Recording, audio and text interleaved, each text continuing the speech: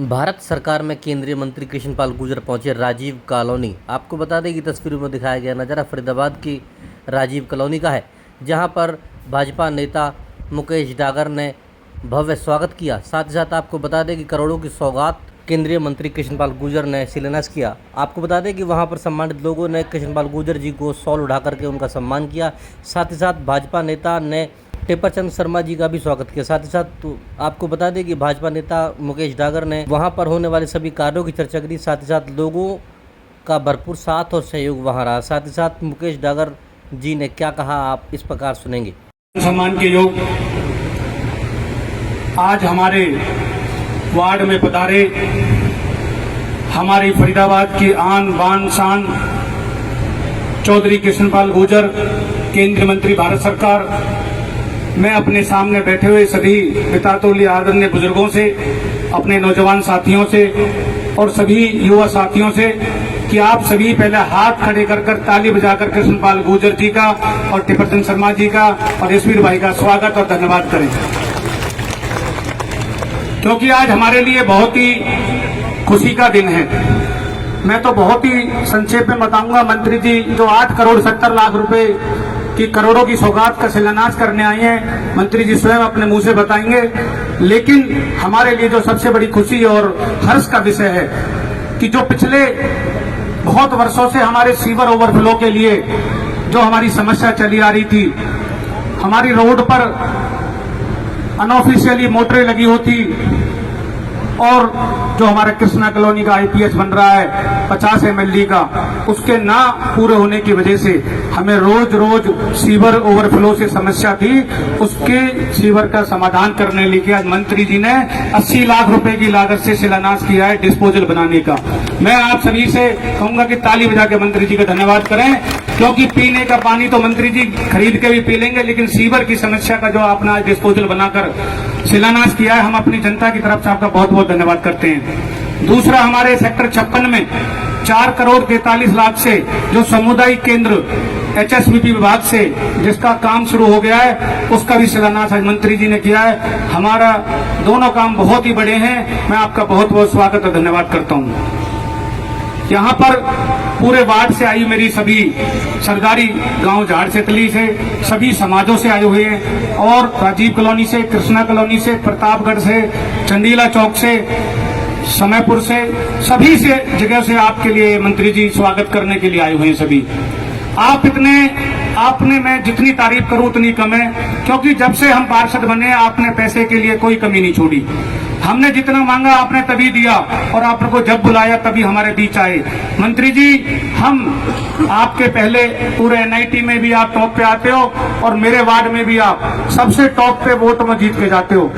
2 जगह का इतिहास रहा है। सेक्टर 55 में 5700 वोट पोल हुई थी, 5200 पोल आपको मिली थी मंत्री जी आपके चुनाव में, और राजीव कॉलोनी में 5200 पोल हुई थी, 4700 वोट आप लोगों को मिली थी। तो इतना प्यार है आप सभी का।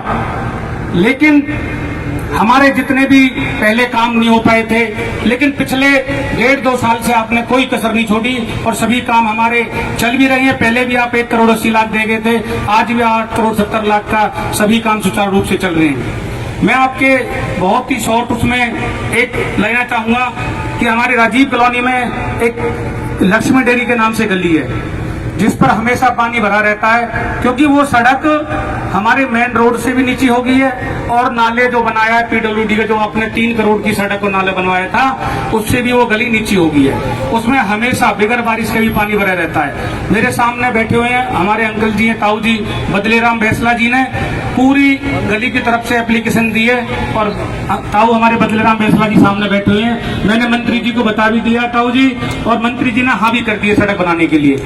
आप सभी इस बात को न सोचे, जितनी भी एप्लीकेशन है सभी हैं। दूसरा, मंत्री जी हमारे समयपुर गांव से भनकपुर का रास्ता, वो पंचायत मंत्री के वहाँ फाइल पड़ी हुई है। आप जब भी चंडीगढ़ जाओ तो उस फाइल को हमारी को, ये जो घोंची डैम के नाम से है, सड़क पर जाता है सीधा समयपुर पुलिया से और भनकपुर पुलिया तक, तो उसको भी हमारे निकालने का जरूर आप काम करें। दूसरा, मेरे गांव से हमारे कोली समाज के लोग आए हुए हैं आज उसमें 8 करोड़ में उनका भी आज शिलान्यास किया शमशान घाट का। लेकिन मंत्री जी उनकी एक हमारी जमीन है नगर निगम में, और नगर निगम ने उनकी जमीन में कुछ और बना रखा है। चलो वो जो चौपाल बनी हुई है उसको ना छेड़े, बाकी जमीन नगर निगम कमिश्नर से कह के हमारे कोली समाज के लोगों को दी जाएगी। ये उनको, क्योंकि कागजों में वो उनके नाम ही बोल रही है। कोली समाज के सभी हमारे प्रधान और सरदार आए हुए हैं, उनकी ये डिमांड लेगी। तीसरा, हमारे गांव में जी कुछ हमारे भाइयों ने ही केस डाल रखा था झाड़ सेतली की जोड़ पर, तो नगर निगम ने उसको पैमाइश करने के आदेश करे थे। लेकिन अब वो केस हमने वापस लेवा लिया है। जितेंद्र दैया जी से हमारी मीटिंग हुई थी सभी लोगों की, तो वो एक एप्लीकेशन दी हमने आपे जी कि मैडम से कह के, क्योंकि दैया साहब को पता था सारा मामला, मैडम को मोना जी आई हुई तो उनको नहीं पता है जी, उनको फोन कर दिया जाए कि ये केस हमने वापस ले लिया और हमको ना छेड़ा जाए जी। दूसरा, इसी के साथ हमने ओपी करदम जी को इस जोड़ के सौंदर्यकरण के लिए एप्लीकेशन दी हुई है जी, उन्होंने एस्टीमेट बना दिया, वो भी जल्दी से जल्दी कराया जाएगा। तीसरा जी, गांव में एक हमारे चौपाल है, आपने आज चौपाला का उद्घाटन भी कराया, लेकिन 4-5 लाख रुपए का काम है मात्र। हमारे 7 विषय की चौपाल है, उसकी जी रिपेयरिंग करवा दो, 3-4 लाख का काम है जी, वो आप अपने डी प्लान से या स्वैच्छिक कोष से करवा दो जी। दूसरा जी, हमारे चंदीला चौक से जीवन नगर से भाई राहुल चंदीला जी आए हुए हैं, उनकी भी हमारी कुछ एक रास्ते के लिए तो आपने 25 लाख दे दिया, छोटी मोटी गलियां और हैं, मैंने वो भी आपको दिखा दिए जी। चंदीला जी का भी कराया जाए जी, इनके जो काम है। एक हमारा जी जो राजीव कॉलोनी से जो इस रोड पे सभा हो रही है,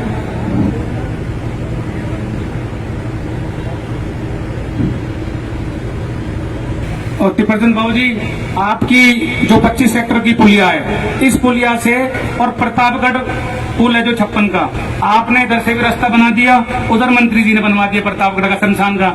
ये बीच का कुल 1-1.25 किलोमीटर का रास्ता और रह रहा है जी। 56 अपने 25 सेक्टर पुल से और 56 पुल तक का रास्ता और करवाया जाए जी, नहर पे जी, दोनों तरफ बन गया जी। प्रतापगढ़ भी बन गया और मंत्री जी ने बल्लावड़ की तरफ भी बनवा दिया, तो हमारे पटवारी फार्म का भी रास्ता बनवाया जाए जी।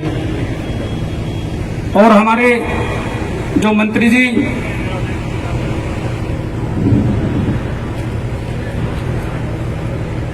कृष्णा कॉलोनी की, हमारी ज्यादातर सारी गली पक्की हो गई है, लेकिन कृष्णा विकास समिति ने हमें मांग पत्र दिया है जी, छोटी छोटी इनकी और समस्या हैं, वो भी हमारी पूरी कर दी जाए। सभी सरदारी भाइयों बहनों, पत्रकार और छायाकार मित्रों, पिछले 1 हफ्ते से मेरी तबीयत ज्यादा ठीक नहीं, लेकिन समय दिया था तो आना जरूरी था। मैं अपनी शुरुआत भाई मुकेश जी से करना चाहूंगा। कामों के प्रति जैसी लगन मैंने अपने जीवन में मुकेश डागर जैसे लोगों में देखी है, मैंने किसी में नहीं देखी। और ऐसी लगन सब में लग जाए तो समस्याओं का कोई बाकी रहे।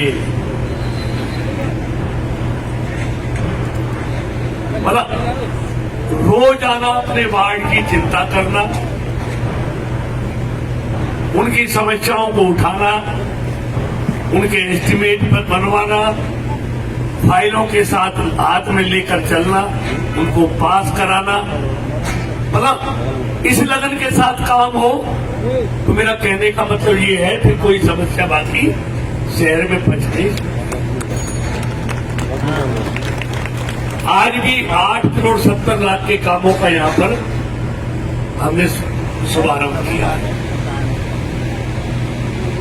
जिनमें काम इन्होंने बता दिए। एक यहाँ अपने 56 सेक्टर में एक सामुदायिक केंद्र कम्युनिटी सेंटर है, 4 करोड़ 43 लाख का। डिस्पोजल है जो सीवर की समस्या का समाधान करेगा, वो लगभग 80 लाख का है। झाड़ सैतली में 5 रास्ते हैं जो 39 लाख के हैं। पछोड़ा मोहल्ला की चौपाल का सौंदर्यीकरण होना है जो 20 लाख का है। झाड़ सैतली में शमशान घाट का रेनोवेशन होना है जो 20 लाख का है। और सेक्टर 55 में सामुदायिक केंद्र है उसका नवीकरण हो रहा है, वो 47 लाख का है। कृष्णा कॉलोनी में गली नंबर 1 में पाइपलाइन डालनी है, वो 14 लाख की है। 6 नंबर से जो डिस्पोजल तक है वो 14 लाख की है। राजीव कॉलोनी में देशराज हार्डवेयर वाली रोड, आरएमसी रोड का निर्माण है, वो लगभग 17 लाख का है। ओम वैली रोड राजीव कॉलोनी में वो भी आरएमसी का रोड है, वो 16 लाख का है। लक्ष्मी डेयरी रोड पर नाले को ऊंचा करने व इंटरलॉकिंग टायर लगाने का काम है, वो 15 लाख का है। रावल पब्लिक स्कूल वाला रोड जो गुड़गांव कैनाल तक का है वो 8 लाख का है। गांव प्रतापगढ़ में अंबेडकर भवन का निर्माण है, वो 25 लाख का है। वार्ड नंबर 1 में सेक्टर 55 राजीव कॉलोनी गांव झारसेतली में 6 नई हाई मार्क लाइट लगनी है, वो 20 लाख की है। सेक्टर 55 में आरएमसी पैच का वर्क है, 14 लाख का है। गांव झारसेतली कोली समाज शमशान घाट का निर्माण है, वो 37 लाख का है। ये है, और बाकी और जो आज समस्याएं बताई है इन्होंने गलियों की दूसरी, वो भी मैं आपको कह के जा रहा हूं। जैसे इनका समाधान हुआ है, जल्दी ही उन सारी समस्याओं का भी समाधान हम कर। लेकिन मैं कोई लंबा चौड़ा भाषण देने के लिए नहीं आया, ना किसी की आलोचना करने आया, क्योंकि मैं हमेशा कहता हूं आलोचना वो करते हैं जो काम नहीं करते, जो काम करते हैं वो किसी की आलोचना नहीं करते। और मेरे कहने से कुछ नहीं होता। 9 साल में फरीदाबाद लोकसभा में जो भी हुआ है वो सब आपके सामने, मैं कुछ भी बोलता रहूं उसका कोई मतलब नहीं रह जाता। 2014 से पहले क्या था फरीदाबाद और इन 9 सालों में क्या परिवर्तन आया है, मैं देश की बात करूंगा, प्रदेश की बात करूंगा, लोकसभा की बात करूंगा। हाईवे की बात भाई एसपी जी ने, टिप्पणी जी ने बताई कि हाईवे की क्या हालत थी। आज एक हाईवे नहीं, आज दिल्ली बड़ोदरा आप जयपुर जाओ, रणथंभौर जाओ, आज वो बनकर तैयार हो रहा है। आज जेवर के लिए केएमपी और ताज एक्सप्रेस वे जोड़ता हुआ जेवर को जोड़ने के लिए हाईवे का निर्माण हो रहा है। आज इसके अलावा आप देखिए पलवल का एलिवेटेड पुल हो, नहर पार जाने के लिए दर्जनों 4 लेन के पुल हो, बुधौला में 1000 करोड़ की यूनिवर्सिटी हो, हर विधानसभा में महिला महाविद्यालय हो, खेल परिसर हो, सड़कों, पार्कों, गलियों का निर्माण हो, बारात घरों का निर्माण हो, और इसको एफएमडीए बनाना हो, डिवीजन बनाना हो, सब डिवीजन बनाना हो, मतलब ये सारी चीजें आपके सामने है। मझावली का पुल अगले 2 महीने में बनके तैयार हो जाएगा। और इस बार 2 साल तो कोरोना के कारण सारे काम आप जानते हैं, लोगों को अपना जीवन बचाना मुश्किल था। ये तो कामों की बात थी, सारे काम पूरी दुनिया में रुक गए थे। अभी हमने एक और नया हाईवे मंजूर कराया है, जो अम्मा हॉस्पिटल देखा मेडिकल चौक से, वहां से वो नोएडा और गाजियाबाद को जोड़ने के लिए, जिसे हम एफएनजी कहते थे, हम 30 साल से सुनते आ रहे थे कि एफएनजी बनेगा जो नोएडा और गाजियाबाद को जोड़ेगा, लेकिन नहीं जुड़ा। अब हमने वो मंजूर करा दिया, उसकी मंजूरी मिल गई, डीपीआर बन रही है और लोकसभा चुनाव से पहले उसका शिलान्यास भी होगा। और आप देखेंगे, आप बड़कल पुल से, बड़कल चौक से आप नोएडा 7-8 मिनट में पहुंचेंगे, गाजियाबाद आप 25 मिनट में पहुंचेंगे। एक नया हाईवे हमने फरीदाबाद से खोलना। अभी जब फरवरी तक ये दिल्ली बड़ोदरा शुरू हो जाएगा तो आप लिख के ले लो, 1 घंटे में मेरठ और 40 मिनट में गाजियाबाद पहुंचेंगे। मतलब फरीदाबाद की कनेक्टिविटी, रेलवे स्टेशन जाके देख लो कैसा बन रहा है। 300 करोड़ की लागत से नया रेलवे स्टेशन, जैसा एयरपोर्ट हो रहा है ऐसा बन रहा है, आपने नाम देखा होगा। ऐसे ही हमने 100 करोड़ की लागत से अब 3 और नए रेलवे स्टेशन, बल्लभगढ़, एनआईटी और पलवल, तीनों रेलवे स्टेशनों को भी हम नया रूप दे रहे हैं, एक्सीलेटर लगा रहे हैं, लिफ्ट लगा रहे हैं। पलवल गए हो तो अभी हमने 3 लिफ्ट लगाई है उस पे जाने के लिए। मतलब 100 करोड़ की लागत से इन तीनों रेलवे स्टेशनों का भी हम सुधार कर रहे हैं। मतलब हर क्षेत्र में हमने नहीं कभी ये दावा नहीं करता कि सारी समस्याओं का समाधान हो गया, क्योंकि जीवन में समस्याएं आती हैं, सड़कें बनती हैं, टूटती हैं, फिर बनती हैं। लेकिन जो काम एक सांसद के नाते, एक मंत्री के नाते मुझे करना चाहिए था, मैंने ईमानदारी से अपने क्षेत्र के लिए किया है। एक मैं दूसरा ये कहना चाहता हूं, पश्चिम बंगाल में ममता की सरकार कांग्रेस कार्यकर्ताओं की हत्या करा रही है, लेकिन उनका नेतृत्व क्या कहता है अपने कार्यकर्ताओं से कि मुंह पे ताले लगा लो, अपने कातिलों को अपना रहनुमा समझो, क्योंकि मोदी को हटाना है। यही दिल्ली में जो केजरीवाल है, केजरीवाल के बारे में, पंजाब में केजरीवाल के बारे में कांग्रेस अपने कार्यकर्ताओं से कहती है मुंह पे ताले लगा लो, क्योंकि मोदी को हटाना है।